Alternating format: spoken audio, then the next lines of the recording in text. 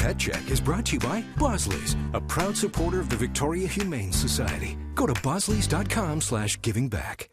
It's Pet Check Sunday, and just look at these cuties. We have the most adorable, fluffiest little kittens today. It is the cocktail litter, and Penny Stone is here from the Victoria Humane Society to tell us all about them. And I think with this hot weather, a cocktail would be the perfect thing. I think that we should have Pet Check Sunday with cocktails. Refreshing drink, yes.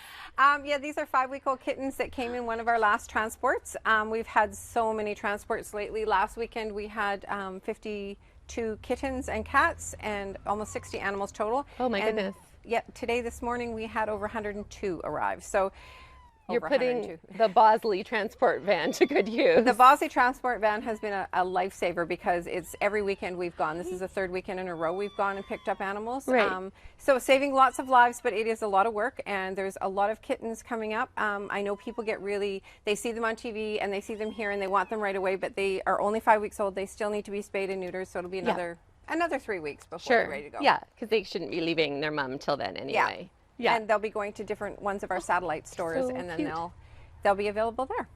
So if anyone's interested in 3 weeks' time, then they could look at the different pet stores that take them, and all that information's on your website. Everything's on our website. Where are you going? This one is the adventurous one who gets stuck. That's the one that's been the problem since the beginning, isn't it? Yes, and we wanted to talk about the heat because it's such a danger for the pets. Not just, of course, never leave an animal in a car in conditions like this, but also the pavement. The ground is so hot for them, they shouldn't be walking on it. And we're seeing people in the middle of the day walking their dogs on this hot pavement, and it's crazy because it just burns through. And what people need to realize is put your hand down on the pavement.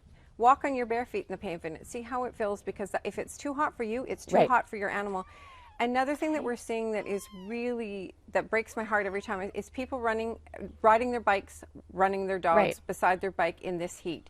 The dogs cannot get rid of the heat fast enough. It's too much exercise for them. They're overheating. If you're going to be walking your dogs in this kind of heat, please do it early morning, late in the evening, at the lake, or somewhere where they're going to be able to cool down. Right, and on grass so that their feet aren't hot. And it surprises me that people don't understand that dogs, they just pant to get the heat up. They're not like us, they can't sweat, and people forget that all the time. They can't cool as well. So the only way they get rid of the heat is they get rid of it through panting and through the bottom of their pads. And as you know, the pads are a very tiny part of their body, so it's really important people keep their animals cool.